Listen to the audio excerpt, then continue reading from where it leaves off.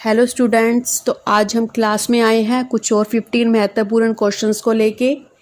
तो आप इस वीडियो को ध्यान से सुनना। अगर आप कोई भी हरियाणा में किसी भी स्टेट लेवल की तैयारी कर रहे हो तो ये क्वेश्चंस काफ़ी आपके लिए महत्वपूर्ण हो सकते हैं।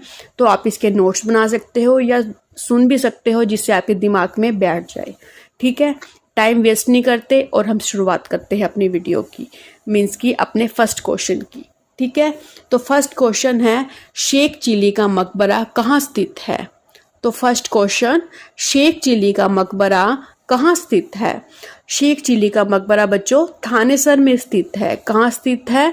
थानेसर में। और इसे दारा शिकोह ने बनाया था। और कौन से सन में बनाया था? 1650 ईस्वी में बनाया था।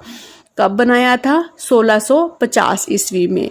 और इसे क्या कहा जाता है? इसे हरियाणा का ताजमहल भी कहते हैं। शेख चिल्ली के मकबरे को हरियाणा का ताजमहल भी कहते हैं। ठीक है बच्चों, शेख चिल्ली का मकबरा कहाँ स्थित है? थानेसर में स्थित है। किसने बनवाया था? दारा शिकोह ने। कौन से सन में? 1650 ईस्वी में। इसे और क्या कहा जाता है? इसे हरियाणा का ताजमहल भी कहते हैं। हरियाणा का ताजमहल किसे कहते हैं? शेख चिल्ली के मकबरे को कहते हैं।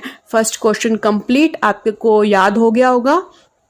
अब हम सेकंड क्वेश्चन पर चलते हैं। ठीक है बच्चों, चंडीगढ़ उच्च न्यायालय के भवन का डिजाइन किसने किया था? चंडीगढ़ उच्च न्यायालय के भवन का डिजाइन किसने किया था? ली कार्बूजियर ने किया था। ठीक है, कई बार ये एग्जाम में आ जाता है, थोड़ा बहुत टफ बनाने के लिए, लेकिन आपको पता होना चाहिए, ली कार्बूजियर। ठीक है, और हम थर्ड क्वेश्चन करते हैं। हरियाणा में होली उत्सव पर किया जाने वाला नृत्य है, कौन सा है? होली उत्सव पर जो हरियाणा में नृत्य किया जाता है वो है लूर। कौन सा है? लूर। हरियाणा में होली उत्सव पर कौन सा नृत्य किया जाता है? लूर। ठीक है बच्चों, क्लियर। अब हम फोर्थ क्वेश्चन पढ़ते हैं। हरियाणा का शेक्सपियर किसे कहा जाता है? हरियाणा का शेक्सपियर किसे कहा जाता है? तो पंडित लक्ष्मी चंद को हरियाणा का शेक्सपियर कहा जाता है। ठीक है, किसे कहा जाता है? पंडित लक्ष्मी चंद को। ठीक है, ये थे एक साग संवाद व सूर्य कवि थे।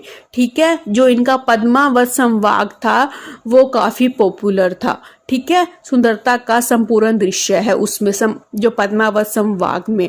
ठीक है, जो पद्मावत संवाद है ये काफी इनके लिए इम्पोर्टेंट है। ठीक है, तो मैंने इसलिए यहाँ पर लिख दिया है।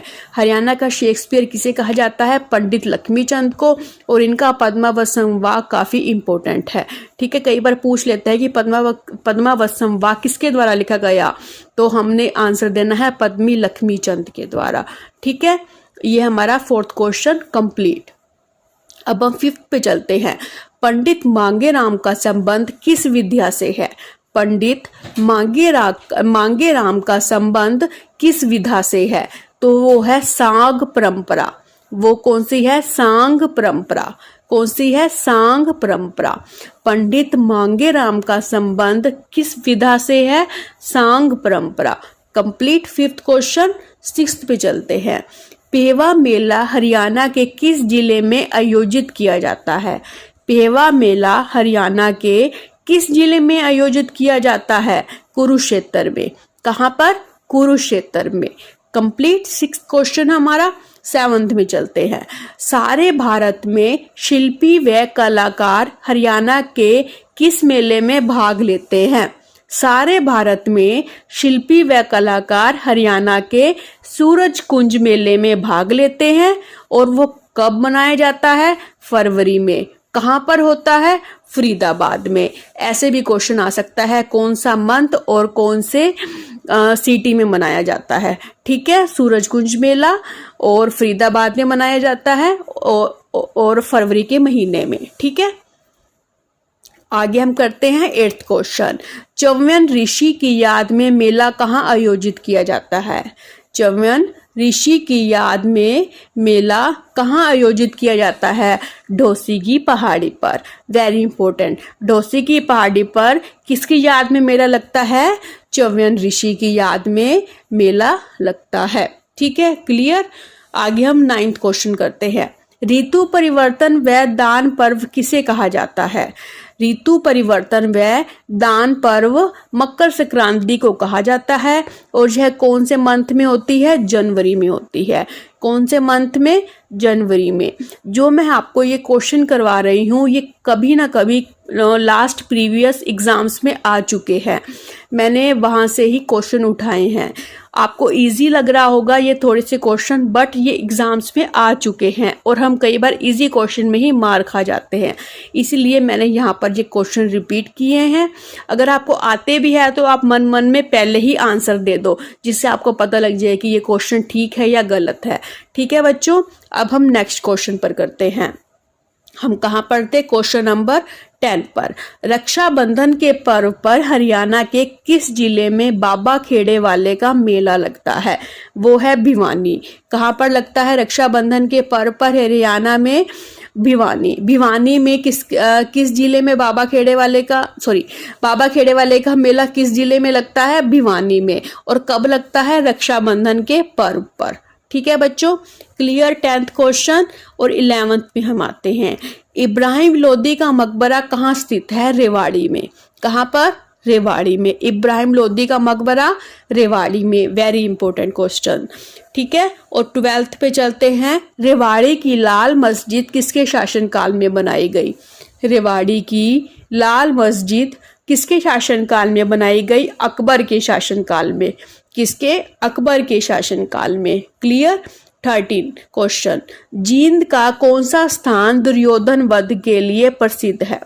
जींद का डूडू तीर्थ दुर्योधन वध के लिए प्रसिद्ध है। कौन सा तीर्थ? डूडू तीर्थ। नेक्स्ट क्वेश्चन हमारा, कुरुक्षेत्र के प्रसिद्ध ब्रह्म सरोवर का निर्माण किस राजा ने करवाया था? कुरुक्षेत्र के प्रसिद्ध ब्रह्म सरोवर का निर्माण राजा कुरु ने करवाया था। किसने करवाया था? राजा कुरु ने करवाया था। Complete question 14। अब हम 15 पर चलते हैं। वह धार्मिक स्थल कौन सा है जहां श्री कृष्ण ने अर्जुन को गीता का उपदेश दिया? ये सबको पता होगा, कई बार कुरुक्षेत्र भी हम लिख लेते हैं, लेकिन इसका आंसर आएगा ज्योतिषर तीर्थ। वैसे ये सबको पता होगा ज्योतिषर तीर्थ है, लेकिन कई बार हम सिंपल क्वेश्चन में मार खा जाते हैं, तो इसीलिए ये क्वेश्चन रिपीट किया है मैंने, और यह पिछले एग्जाम्स में आ भी चुका है।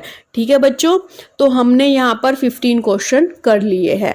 ठीक है, आप इनको रीडिंग कर लेना और अपने दिमाग में बिठा लेना, ताकि आपके दिमाग से जाए ना, और एग्ज़ाम आए तो आपका 1 नंबर से भी हमारा एग्ज़ाम क्लियर हो जाएगा कि अगर हमें क्वेश्चन आएगा तो। ठीक है ना, तो इसीलिए रीडिंग करो और अपने दिमाग में बिठाओ क्वेश्चंस। रीडिंग करो, दिमाग पर जोर नहीं करना। अगर आप रीडिंग करोगे तो आपके दिमाग में बैठ जाएंगे क्वेश्चन अपने आप ही। हाँ, मैंने ये उस दिन याद किया था, इसका आंसर ये होएगा। ठीक है ना, हमने रट्टा नहीं मारना, बस रीडिंग करनी है, वो भी मन लगाकर। अपने आप आपका पेपर क्लियर हो जाएगा। ठीक है बच्चों, और अपने माँ बाप का नाम रोशन करो। Thank you, have a nice day and bye.